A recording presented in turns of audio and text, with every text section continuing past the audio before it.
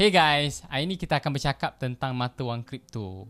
Mungkin korang pernah tengok perkataan tentang Bitcoin dan kita dah tahu harga Bitcoin ni sekarang dah sampai 250,000, 240,000 dan ada juga company Elon Musk yang sudah menggunakan Bitcoin ni sebagai salah satu payment untuk proses transaksi dekat company mereka seperti Tesla. Dan sekarang ni kita dah ada satu negara yang menggunakan Bitcoin ni sebagai salah satu legal tender dalam negara mereka untuk urusan transaksi jual beli dan sebagainya. Dan mungkin juga anda pernah tengok Dogecoin yang tak lama lagi mungkin dia akan ke bulan. Hey guys, welcome back to my channel. Kepada yang baru jumpa channel ni, selamat datang saya ucapkan, dan kepada yang dah subscribe dan tengok video-video saya lain, thank you so much. Jadi basically dalam channel saya ni saya kongsikan tentang personal finance, investment, cryptocurrency dan juga productivity. Dan kalau korang baru jumpa channel ni, hey, selamat berkenalan. Jadi sebenarnya video ni adalah perkongsian dan juga buah fikiran saya sendiri. Kalau macam ada orang tanya saya patut invest ke dalam Bitcoin, ataukah Bitcoin ni selamat, ataupun Bitcoin ni boleh menjana keuntungan atau tak, bolehkah Bitcoin ni menggantikan mata wang kita pada hari ini. Jadi video ni adalah basic introduction kepada orang yang tanya soalan-soalan tersebut kepada saya. Dan juga saya harap video ni adalah video yang saya jumpa lebih awal supaya saya boleh invest ataupun start melabur dalam kripto ni dengan lebih awal. Jadi dalam video ni saya bahagikan kepada 4 bahagian. Pertama adalah kita nak tahu apakah sebenarnya maksud cryptocurrency ataupun Bitcoin itu sendiri. Seterusnya adalah kita nak tengok kenapa Bitcoin ni ataupun cryptocurrency ni sangat kita cakap kontroversi sekarang ni. Ketiga adalah saya nak kongsikan kenapa saya sendiri melabur dalam Bitcoin ataupun cryptocurrency, dan saya nak kongsikan berapa portfolio investment saya untuk kripto ni. Dan akhir sekali kita nak tengok bagaimana untuk orang yang macam tak pernah melabur dalam Bitcoin ni, untuk korang start melabur dalam Bitcoin ni. So tanpa melengahkan masa lagi, let's get started. Jadi bahagian pertama sekali kita nak tahu apakah sebenarnya maksud mata wang kripto ni. Okey, kalau macam kita tengok dekat luar sana sebenarnya ada beribu-ribu ataupun beratus-ratus mata wang cryptocurrency yang dah available, dan sebenarnya Bitcoin adalah yang paling OG lah, yang paling lama, yang paling original apa semua kan. Jadi kita akan fahamkan dulu apa sebenarnya maksud mata wang kripto hari ini, dan daripada situ kita akan build up kita punya understanding tentang Bitcoin tadi. Jadi untuk mata wang kripto ni saya bahagikan kepada 4 definisi ataupun 4 terma. Jadi mata wang kripto adalah mata wang maya, disimpan di dalam ledger, ianya tidak berpusat dan dijamin oleh kriptografi. Jadi kita akan mulakan dengan definisi pertama, iaitu mata wang kripto adalah mata wang maya. Okey, sebenarnya apakah itu mata wang? Okey, sebenarnya mata wang ni adalah salah satu medium pertukaran yang memudahkan kita untuk proses perjualbeli, proses pertukaran servis, barangan dan sebagainya. Jadi kalau macam kita tengok medium pertukaran pertama yang kita ada dekat dunia ni adalah kita panggil sebagai sistem barter. So let's say katakanlah saya ada 2 gantang gandum dan saya nak tukar kepada sekeping daging. Jadi saya kena cari orang yang ada sekeping daging tadi, dan dia dalam pada masa yang sama nak gandum yang saya ada tu. Jadi sistem ni sebenarnya agak leceh dan tak ada standard dan sebagainya. Dan sistem seterusnya diganti dengan sistem kita panggil sebagai logam berharga. Jadi sistem ni adalah lebih standard. Kita menggunakan emas, perak dan juga gangsa untuk bertukar barang-barang yang kita nak. So kalau macam contoh tadi, let's say katakanlah saya ada 2 gantang gandum. Jadi saya jual 2 gantang gandum tu kepada 2 keping perak. Jadi bila saya dah kumpul duit tadi, bolehlah saya beli barang ataupun perkhidmatan yang lagi mahal, sebagai contoh kasut kulit dan sebagainya. Jadi kalau macam kita tengok sistem ni, ianya lebih standard dan lebih menyenangkan. Selepas tu sistem tersebut digantikan dengan sistem mata wang note yang kita pakai hari ini. Basically note, mata wang note kita hari ini sebenarnya tak ada nilai apa pun, kecuali ianya dicetak dengan nilai tertentu dan kita mendapat konsensus bahawa mata wang kertas tersebut mempunyai nilai-nilai tertentulah. Kalau mata wang tersebut dicetak dengan harga RM100, kita boleh ambil duit RM100 tu, kita boleh beli apa-apa barang ataupun apa-apa perkhidmatan yang bernilai RM100 tadi. Jadi kalau macam kita ambil contoh secara hypothetical, let's say katakanlah one day bila kita bangun dekat Malaysia ni, so satu dunia dah tak lagi menerima ringgit Malaysia ni sebagai salah satu mata wang yang diiktiraf. Jadi basically semua duit yang kita ada tu sebenarnya dah tak ada nilai. Maksudnya kita dah tak boleh lagi bawa duit wang kertas kita tadi pergi membeli belah dekat mana-mana apa semua kan. Jadi kalau macam kita tengok wang kertas yang kita ada hari ini sebenarnya tak ada nilai apa-apa pun. Ianya macam satu kertas kosong, tapi ia dicetak dengan harga dan nilai tertentu. Dan semua orang setuju dengan nilai cetakan tersebut. Jadi untuk Bitcoin tadi, kita boleh cakap ianya adalah mata wang maya ataupun mata wang internet yang digunakan untuk transaksi dalam internet, untuk membeli barang, perkhidmatan dan sebagainya, ianya sebenarnya hampir sama dengan mata wang yang kita pakai hari ini, kecuali ianya diguna di dalam internet. Sebab tu kita panggil dia sebagai mata wang maya ataupun internet money. Jadi dengan harga Bitcoin ni yang semakin tinggi dan ianya sudah mula mendapat tempat di beberapa buah negara dan dalam komuniti internet sendiri, dan mungkin beberapa tahun lagi, mungkin 10 ataupun 15 tahun lagi, kemungkinan Bitcoin ni boleh menggantikan mata wang not kertas yang kita pakai hari ini. Jadi definisi seterusnya adalah mata wang kripto ni disimpan ataupun tersimpan di dalam ledger. Jadi sebenarnya apa ledger ni? Untuk orang yang belum tahu, ledger ni kita boleh cakap sebagai satu buku besar ataupun a giant spreadsheet yang dalam tu mengandungi semua transaksi yang pernah berlaku dalam dunia ni. Jadi untuk senang faham, saya suka ambil analogi seperti macam ni. Katakanlah saya dengan kawan-kawan pergi melancong dekat sebuah pulau. So kita tak nak macam setiap kali kita pergi makan ataupun sewa B&B apa semua, kita kena sentiasa split the bill. Jadi apa solusi yang kita ada adalah dalam kalangan kawan-kawan tadi, dia lantik saya sebagai orang tukang catat untuk setiap transaksi yang berlaku. Sebab apa? Mungkin sebab saya ni seorang yang nerd, saya ni seorang yang jujur tentang duit, yang tak menipu tentang duit dan sebagainya. So mereka melantik saya sebagai juru catat untuk setiap transaksi. Jadi katakanlah Amir hutang kepada Ali sebab Ali bayar untuk BNB, dan seterusnya adalah Ahmad hutang kepada Hamizah sebab dia bayar untuk dinner dan sebagainya. Jadi tugas saya adalah saya akan catat every transaksi yang berlaku sepanjang kita berada dekat pulau ataupun sepanjang kita melancong tu. Dan akhir sekali, bila kita nak balik daripada pulau tu, barulah kita bertukar wang secara fizikal berdasarkan maklumat transaksi dalam buku ledger tadi. Jadi kita cuba bayangkan dunia hari ini menggunakan sistem ledger yang sama, menggunakan sistem transaksi yang sama. Instead of mata wang bertukar tangan secara fizikal, kita refer kepada ledger tersebut. Jadi tak perlu lagi ada pertukaran wang secara fizikal. Jadi bila kita bercakap tentang buku ledger Bitcoin ni, sebenarnya ia adalah satu giant spreadsheet yang mengandungi semua transaksi yang pernah berlaku untuk Bitcoin ni sejak 2009, iaitu pada tahun Bitcoin ni mula-mula dicipta sehinggalah sekarang dan akan datang. Let's say katakanlah saya ada 2 Bitcoin, which is agak mahal hari ni, so roughly dalam 500,000 untuk 2 Bitcoin. So saya berikan 1 Bitcoin ni kepada Afan. Jadi bila kita tengok dalam buku ledger tersebut, sekarang ni saya dah mempunyai 1 Bitcoin dan Afan sekarang mempunyai 1 Bitcoin. Sebab ianya adalah menggunakan buku ledger yang sama. Kalau kita menggunakan sistem buku ledger tadi untuk komuniti yang kecil semacam kita pergi melancong tadi, ianya tak menjadi satu masalah yang besar. Sebab komuniti kecil dan mungkin saya orang yang jujur, orang yang nerd dan sebagainya, so saya tak akan menipu untuk menulis barang transaksi yang tak legit ataupun tak sah dan sebagainya. Tapi kita tak mahu sistem model yang sama diguna pakai ke dalam satu sistem keuangan kita pada hari ini. Sebab itu adalah konsep ataupun model yang kita guna pakai sekarang. Sebab hanya ada satu badan ataupun beberapa pihak sahaja yang kontrol ataupun mengawal selia sistem keuangan kita yang kita ada pada hari ini. Sebagai contoh, sistem keuangan Malaysia dikawal oleh Bank Negara dan juga Kementerian Keuangan. Kalau untuk Amerika Syarikat, kita ada IMF dan juga Federal Reserve. Kalau macam untuk Indon, kita ada mungkin Bank Indon dan Kementerian Keuangan dekat Indon dan sebagainya. Jadi kalau macam kita pakai satu konsep yang sama, di mana hanya satu badan ataupun beberapa badan sahaja yang boleh kontrol ataupun mengawal selia buku ledger tadi, ianya akan jadi satu malapetaka yang besar sekiranya badan tersebut ataupun organisasi yang mengawal selia sistem keuangan tersebut cuba menipu ataupun berniat tak elok dan sebagainya kan. Sebab itulah kita cuba elak ataupun kita tak nak perkara tersebut berlaku. Jadi seterusnya adalah mata wang kripto ni tidak berpusat ataupun kita panggil sebagai decentralized. Jadi apa sebenarnya maksud decentralized ataupun tak berpusat ni? Kalau macam kita tengok tadi, giant spreadsheet tadi dikawal selia ataupun dia hanya dikontrol oleh beberapa pihak ataupun organisasi sahaja. Tapi kalau macam kita cakap decentralized ni, ianya tidak dikontrol oleh siapa-siapa. Jadi Google tak bercakap aku je yang ada master spreadsheet ni, ataupun Amazon tak bercakap aku je yang ada master spreadsheet ni.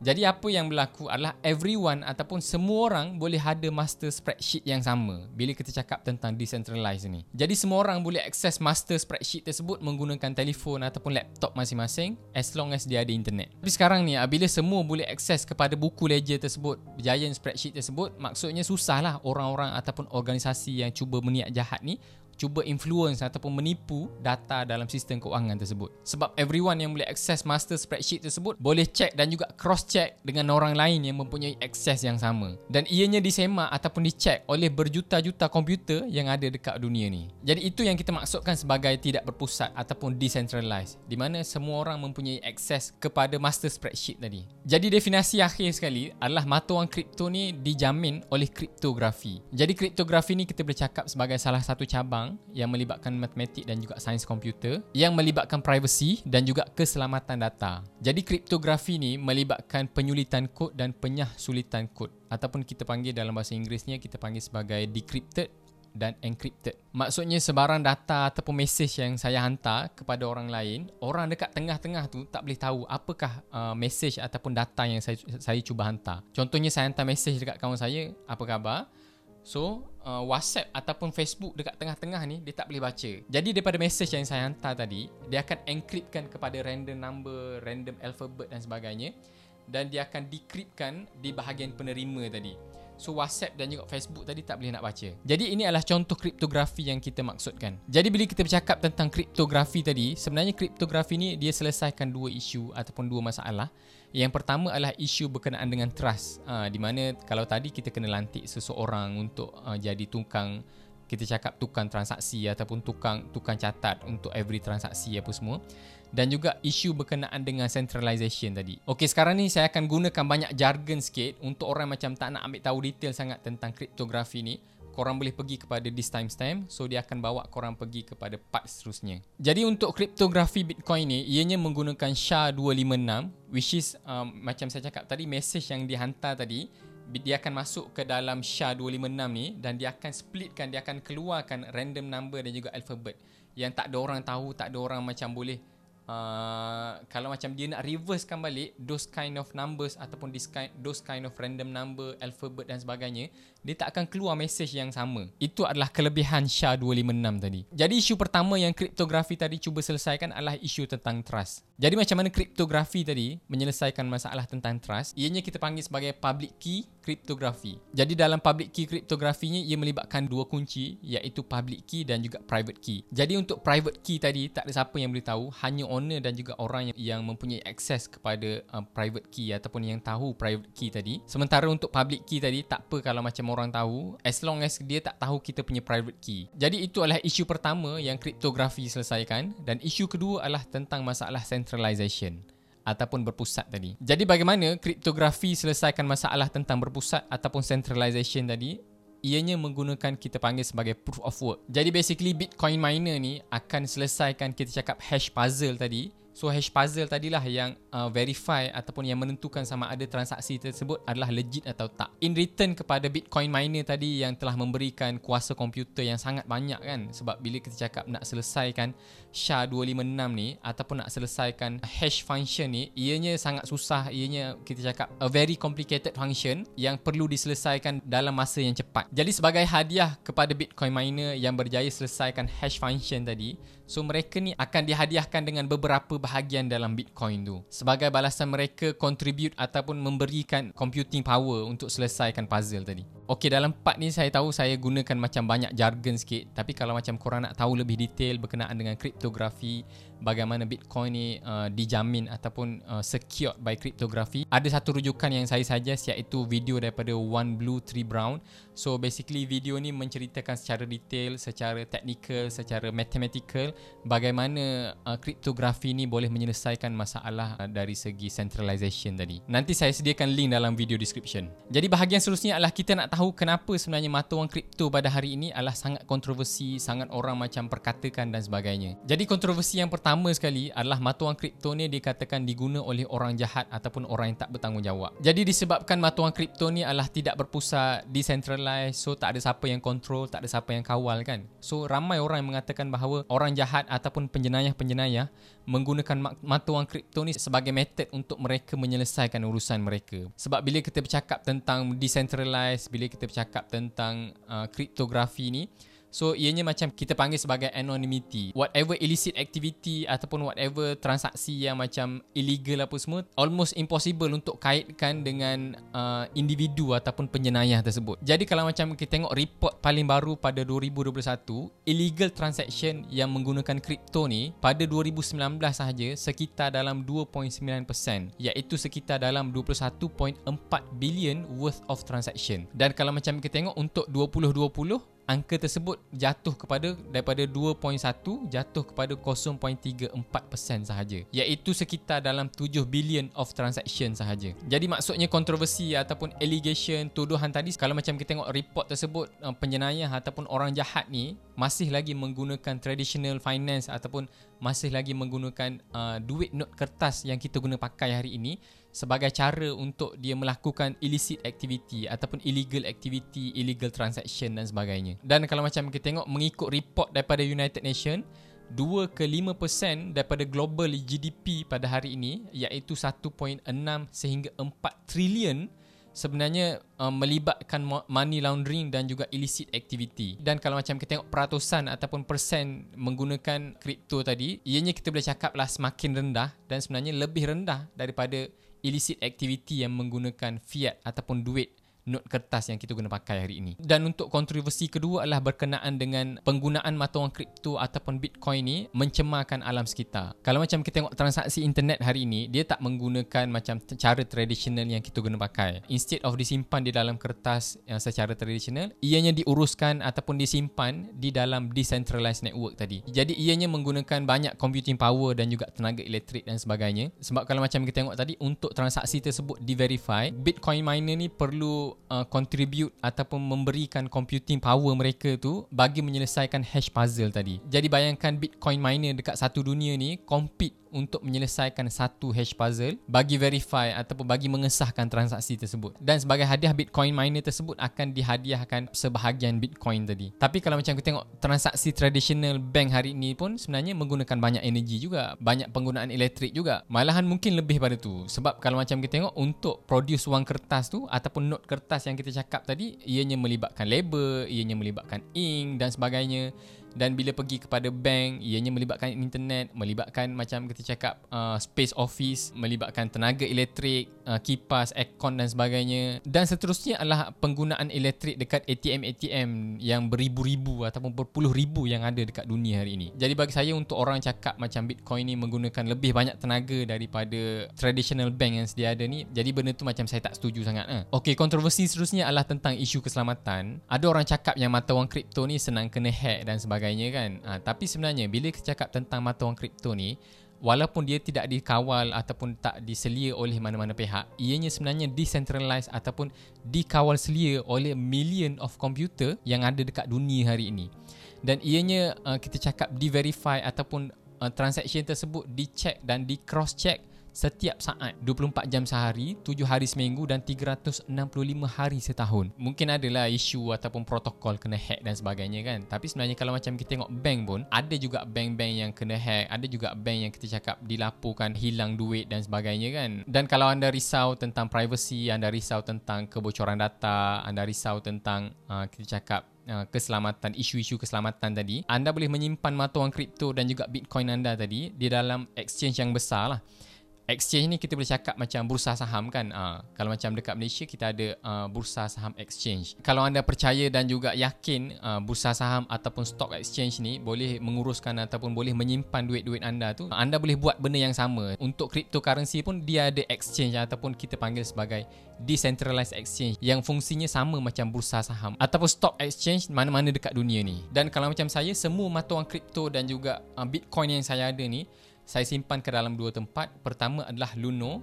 Luno ni dia ada Luno Malaysia dan ianya dah diiktiraf ataupun dah di-approve oleh Security Commission dan juga Bank Negara. Dan kedua adalah saya simpan di dalam Kraken. Dan sebenarnya kedua-dua exchange ni mempunyai kita cakap extra security dah. Ianya menggunakan 2FA authentication. Dan kalau macam anda nak secure lagi mata wang kripto dan juga Bitcoin anda tu, anda boleh beli kita cakap physical wallet seperti Ledger dan juga Trezor. Personally saya recommendkan anda beli daripada CryptoBilis. Nanti saya sediakan link dalam video description. Jadi last kali kontroversi yang orang cakap tentang tentang cryptocurrency ni adalah cryptocurrency ni dan juga Bitcoin ni macam just buih spekulasi ataupun kita cakap speculation bubble. Dia macam tak ada nilai sebenar ataupun kita panggil sebagai intrinsic value. Kalau macam kita tengok situasi dekat social media, dekat Twitter sekarang ni, kalau macam Elon Musk tweet berkenaan dengan Bitcoin apa semua, so suddenly tak lama lepas tu Bitcoin akan naik dengan mencanak-canak ataupun meroket lah. Tu antara macam kita boleh cakap salah satu sebab Bitcoin ni ataupun mata wang kripto ni menjadi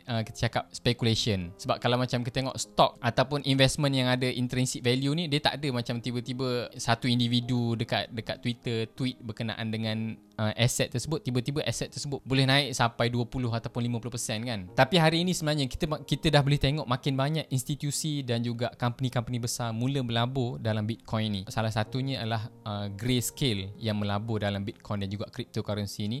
Dan juga kita tengok adanya permainan seperti Axie Infinity. Untuk orang yang belum tahu, Axie Infinity ni adalah play to earn game yang korang boleh main dan korang boleh jana income daripada situ. Dan ni bukan saya cakap saja, situasi ni adalah berlaku, situasi yang sama dah berlaku dekat Filipina dan juga Vietnam.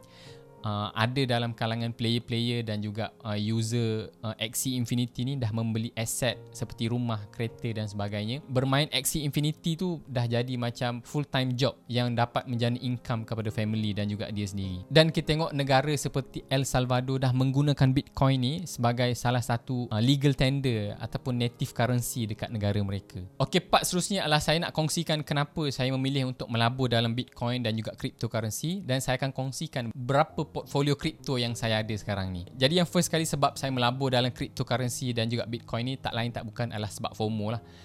Sebab kalau macam sebelum ni saya ingat lagi masa 2016, sewaktu saya mula dengar perkataan tentang cryptocurrency, perkataan tentang Bitcoin ni, saya kata Bitcoin ni adalah something yang BS kan, macam tak logik. Macam mana kita boleh ada satu currency yang built out of thin air dan sebagainya, dan harganya at that time kalau tak silap saya dalam 50,000.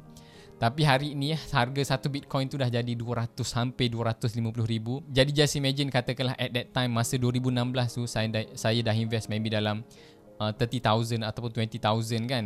So sekarang ni mungkin saya dah capai tahap millionaire. Tapi tak, at that time saya ambil keputusan untuk bash ataupun ban mana-mana orang yang invest dalam Bitcoin ni. So bagi saya benda tu macam silap besar lah. Jadi sebab kedua adalah tak lain tak bukan saya nak diversify saya punya aset pelaburan saya. Sebelum saya invest ke dalam Bitcoin dan juga cryptocurrency ni, aset dan juga pelaburan saya ni hanya tertumpu kepada ESB, saham, unit trust dan juga robo-advisor.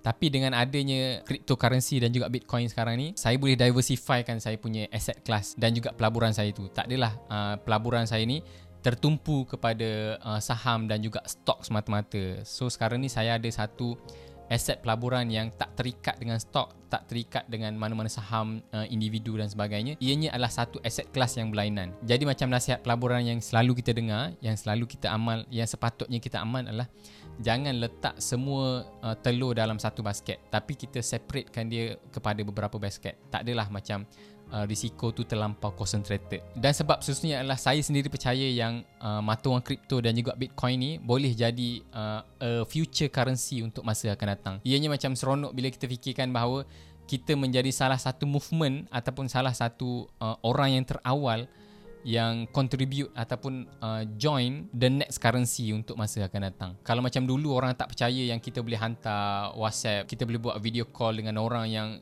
serata dunia kan. At that time masa mula-mula internet diperkenalkan, orang tak percaya, tapi sekarang ni kita hidup pada zaman internet kan. Sebagaimana sistem pertukaran barter dulu diganti dengan sistem logam and then digantikan dengan not kertas yang kita guna pakai hari ini. So tak mustahil a next currency, kita cakap wang adalah Bitcoin dan juga cryptocurrency. So saya tak nak lepaskan peluang. Dan untuk orang yang macam curious berapakah portfolio pelaburan saya sekarang ni, saya boleh cakap 40% adalah ke dalam crypto dan juga Bitcoin, 60% di dalam stok ASB dan juga share lah, seperti robo-advisor dan sebagainya. Mungkin orang cakap persen ni sebenarnya agak banyak. Kalau macam kita tengok Stephen Graham dan mana-mana financial advisor ataupun financial mentor dekat luar sana, dia suggest dalam 5 ke 10% sahaja untuk bahagian portion cryptocurrency ni. Tapi saya sebenarnya dah sampai ke dalam 40%. Bagi saya macam ini adalah risiko yang saya selesa untuk ambil sebab whatever duit yang saya ada hari ni saya tak ada plan untuk pakai dalam masa terdekat. Sebab itulah portion untuk kripto saya ni sampai 40% dan juga lagi 60% tu adalah dalam bentuk share. General advice saya boleh bagi, kalau boleh bila nak mula melabur dalam cryptocurrency dan juga Bitcoin ni, gunakan duit ataupun amount yang korang selesa, ataupun kalau duit tu jadi kosong korang tak rasa macam ranlat ataupun korang rasa macam tak kaget sangat. Tapi disebabkan saya, macam saya cakap tadi, saya whatever duit dan juga portfolio saya ni, saya tak ada plan nak menggunakan dalam tempoh 5 ke 10 tahun. So saya rasa selesa untuk simpan sehingga 40% ke dalam cryptocurrency ni. Jadi bahagian last kali ni saya nak kongsikan bagaimana dan apakah yang korang perlukan untuk mula melabur dalam cryptocurrency dan juga Bitcoin ni. Sebenarnya korang perlukan dua bendanya. Pertama adalah wallet. Wallet ni basically tempat untuk korang simpan whatever wang ataupun cryptocurrency yang korang ada. Dan seterusnya adalah korang perlukan exchange. So basically exchange ni tempat untuk kita beli dan jual cryptocurrency kita tu. Okey, yang pertama saya suggest untuk korang menggunakan Luno. Luno ni adalah salah satu syarikat crypto exchange yang di-approve oleh Security Commission dan juga Bank Negara. Setakat ni kalau dekat Malaysia ni adalah Luno ni yang paling besar, yang paling terkenal lah. So saya ada simpan dekat Luno juga. Cumanya drawback dekat Luno ni setakat ni for the time being ni dia ada 5 coin saja yang korang boleh trade. Kalau tak silap saya, Bitcoin, Ethereum, Litecoin, Ripple dan juga Litecoin Cash. So 5 ni je yang korang boleh trade dan yang korang boleh jual beli dan korang boleh simpan.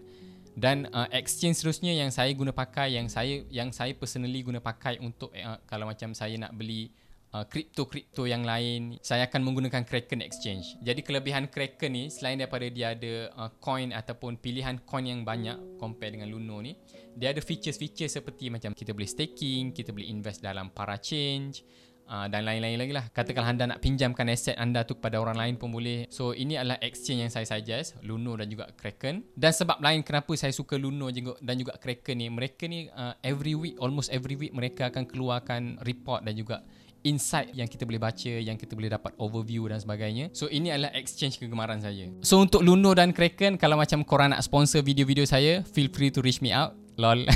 Jadi bila anda dah ada dua benda ni, wallet dan juga exchange, so sebenarnya anda dah boleh mula berdagang ataupun anda boleh dah mula invest ke dalam crypto dan juga Bitcoin. Jadi last but not least, as a conclusion, kalau macam korang tak pernah lagi melabur mana-mana instrumen, tak kisah ESB, saham dan sebagainya, dan korang nak start dengan cryptocurrency, saya suggest untuk korang jangan mula dengan cryptocurrency. Korang start dulu melabur dalam ESB ataupun korang start melabur dalam robo advisor dulu.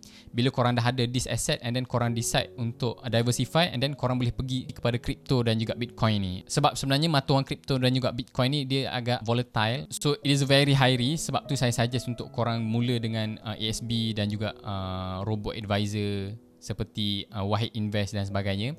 Kalau macam korang tak pernah tengok lagi video Wahid Invest saya, korang boleh klik video kat sini.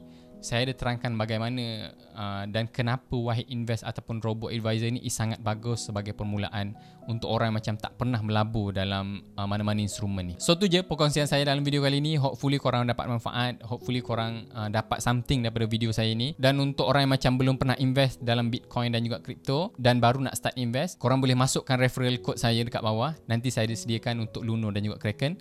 So kita jumpa lagi untuk masa akan datang. Jumpa lagi. Bye.